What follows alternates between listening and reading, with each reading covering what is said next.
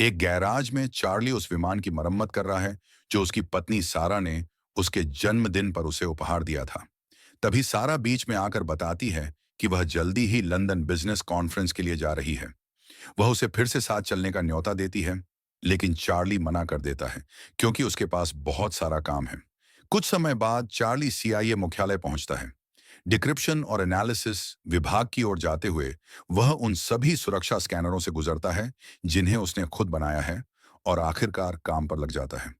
अचानक उसे इंक्विलाइम नामक एक रहस्यमयी व्यक्ति से संदेश आता है जिसके साथ वह सालों से संपर्क में है।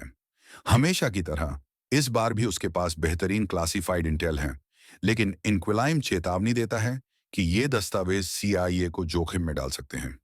चार्ली इनकी लोकेशन अनुमान लगाता है और कहता है इस्तांबुल, लेकिन इनक्विलाइम उसे टाल देता है।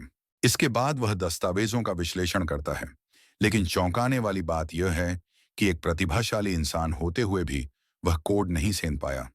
लंच ब्रेक के बाद चार्ली अपने ऑफिस वापस जाता है और सारा से फोन पर बात करता है, जो बताती है कि वह पहले ही लंदन पहुंच चुकी है। लेकिन चार्ली को पहले से ही पता है क्योंकि वह उसे ट्रैक कर रहा था। वे ज्यादा बातचीत नहीं करते क्योंकि चार्ली तुरंत उस रहस्यमयी दस्तावेजों में खो जाना चाहता है। कोड अब भी नहीं टूट रहा था, इसलिए वह अपना कंप्यूटर रिस्ट्रिक्टेड एरिया में ले जाता है, जहां की उन्नत मशीन उसे जल्दी खोलने में मदद करती है। थोड़ा समय लगता है, लेकिन अंततः वह दस्तावेजों को खोलता है और परिणाम उसे झकझोर देता है। ये सरकारी टॉप सीक्रेट फाइलें थीं जो एक ड्रोन स्ट्राइक को आत्महत्या वाला बम हमला बताकर दबा दिया गया था। में 150 हताहतों की रिपोर्ट है, जिसमें फ्रेंच स्पेशल फोर्स और डेनिश मरीनों का भी जिक्र है। यह पूरा ऑपरेशन मुख्य मोर ने ऑर्गेनाइज किया था, जो चार्ली का बॉस भी है। उस रात घर पर चार्ली सारा को कॉल करने की कोशिश करता है, लेकिन कोई जवाब नहीं मिलता, इसलिए वह वॉइसमेल छोड़ देता है।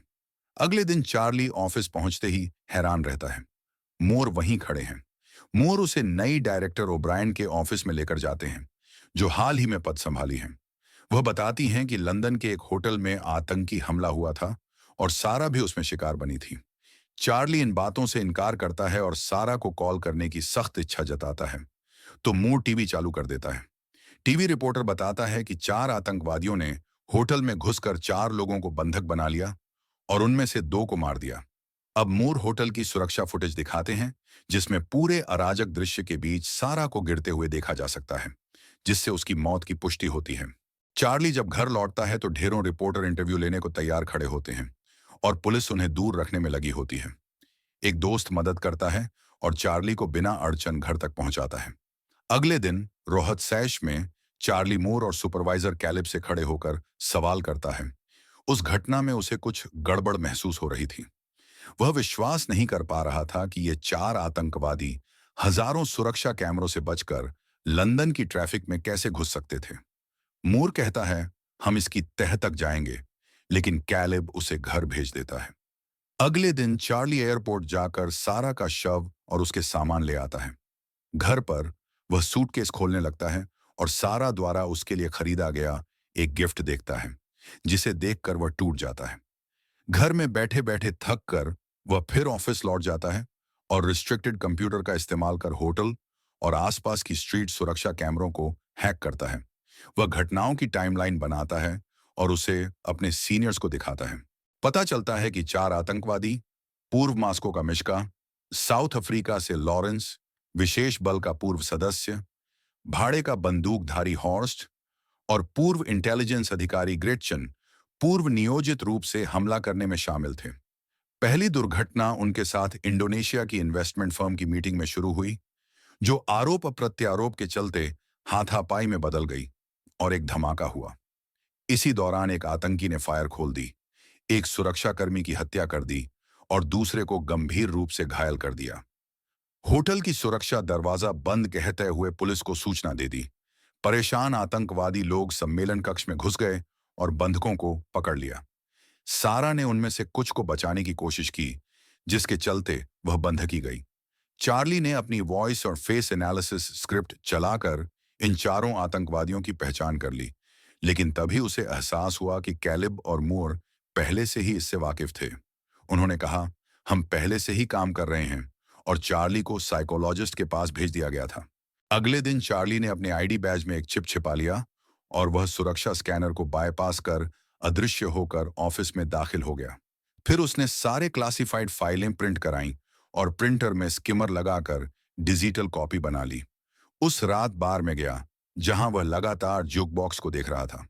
अगली सुबह वह अपने सीनियर्स के सामने दस्तावेजों की प्रिंट लेकर फिर गया और वह मूर की गंदी मिशनों की लिस्ट बताने लगा, जैसे कि सीरियाई अस्पताल पर बमबारी, यमन के गठजोड़ वाले बेस पर स्ट्राइक, हजारों आम नागरिकों की हत्या। उसने धमकी दी, अगर 5 घंटे में एक कोड नहीं डाला गया तो यह सब मीडिया में चला जाएगा। बदले में उसने मांगा सीआईए की फुल ट्रेनिंग, फर्जी पासपोर्ट, नकद पैसा, एक बंदूक और अपनी पत्नी की हत्या के बदले की सूचना। मीटिंग के बाद चार्ली अपनी कार में जाकर सेहत बिगड़ने पर उल्टी कर देता है। वहीं ऑफिस में मूर कहता है कि डेड मैन स्विच झूठ था, लेकिन कैलिब कहता है कि रिस्क लेना संभव नहीं, पहले डिवाइस को ढूंढो। अगर साबित हुआ तो ट्रेनिंग में उसके लिए झूठी दुर्घटना कराते हैं। कुछ समय बाद कैलिब और उसकी टीम यह पता लगाने में जुट जाती है कि चार्ली ने क्लासिफाइड फाइल कैसे चुरा ली। उनका मानना था कि जहां कंप्यूटर सिक्योर थे वहां स्किमर काम नहीं करता, लेकिन प्रिंटर पर चिप थी, फोटोमैग्नेटिक स्ट्रिप के जरिए कॉपी संभव हुई थी। सुरक्षा कैमरों की फुटेज में पता चला कि चार्ली एक दुकान से डिजिटल स्ट्रिप ले आया था, लेकिन वे नहीं जान पाए कि वह इसे अंदर कैसे ले गया। टीम उसके घर की भी तलाशी लेती है और पाता है कि चार्ली बार में गया था 2 बार। वे बार में जाते हैं और जुक बॉक्स के नीचे एक एबीबीए का सीडी पाते हैं। कैलिब उस सीडी को जुक बॉक्स के कैटलॉग में ढूंढता है, लेकिन वहां सिर्फ शोर ही सुनाई देता है, तो वे वहीं छोड़ा गया सीडी ले लेते हैं। वहीं चार्ली सीआईए ट्रेनिंग केंद्र पहुंचता है, जहां उसे कर्नल हेंडरसन स्वागत करते हैं। शूटिंग रेंज पर चार्ली निशानेबाजी में कमजोर साबित होता है। उसे लक्ष्य पर सही शॉट के लिए बहुत पास जाना पड़ता है, लेकिन बम बनाने में वह ऐसी तेजी दिखाता है कि हेंडरसन चौंक जाते हैं। इसके बाद चार्ली को अपनी नई पहचान सीखनी होती है, तो हेंडरसन उसे दबाव में रखकर जानकारी रटवाते हैं और अंत में नए पासपोर्ट भी दिए जाते हैं। उस शाम हेंडरसन चार्ली को उसके कमरे बुलाते हैं। तुम कातिल हो या इंसान? लेकिन चार्ली सही न्याय चाहता है। तब हेंडरसन पिस्तौल निकाल कर देते हैं, अपने सीने पर निशाना लगाओ। लेकिन चार्ली की हथेलियां कांपने लगती हैं और वह बंदूक नीचे रख देता है। वापस ऑफिस में पढ़ते पढ़ते उन्हें पता चलता है कि चार्ली की धमकी झूठ थी, लेकिन उसने एक चिप के जरिए फाइलों में बग छिपा दिया था। मूर को तुरंत पता चला और उसने हेंडरसन को चार्ली को गिरफ्तार करने का आदेश दिया, लेकिन तब तक चार्ली फरार हो चुका होता है। मूर को इस बात का एहसास बाद में होता है जब वह फाइलों पर बग देखता है और वह चार्ली को फोन करके चेतावनी देता है। यह देशद्रोह है, लेकिन चार्ली एयरपीस निकाल देता है और फ्लाइट पकड़कर उड़ जाता है। लंदन पहुंचते ही वह कस्टम्स पार कर पेरिस की ओर बढ़ जाता है, लेकिन सीआईए के सिस्टम में उसका फर्जी पासपोर्ट रजिस्टर हो चुका था, तो मोर ने हेंडरसन को उसे पकड़ने भेज दिया। पेरिस में चार्ली एक होटल में ठहरता है, जो उस रेस्टोरेंट के नजदीक है जहां ग्रेटचन अक्सर दिखती है। एक दिन वह उसे ट्रैकिंग फीड से पहचानता है, अपार्टमेंट बाहर देखता है, फिर अंदर घुसने जीत जुटाकर ग्रेटचन की दिनचर्या की तस्वीरें खींचता है। ड्रॉर में एक बंदूक भी मिलती है, जो वह अपने साथ रख लेता है। तभी ट्रैकर अलर्ट करता है, ग्रेटचन वापस आ रही है। वह सीढ़ी पर उसे रोकने जाता है, लेकिन गोली नहीं चला पाता, क्योंकि वह हिला हुआ है। निराश चार्ली होटल लौटता है और कल्पना करता है कि सारा उसकी प्रतीक्षा कर रही है। फिर वह तस्वीरों को ध्यान से देखता है और समझता है कि ग्रेटचन अस्पताल जा रही है और उसके पास एलर्जी की जानकारी है।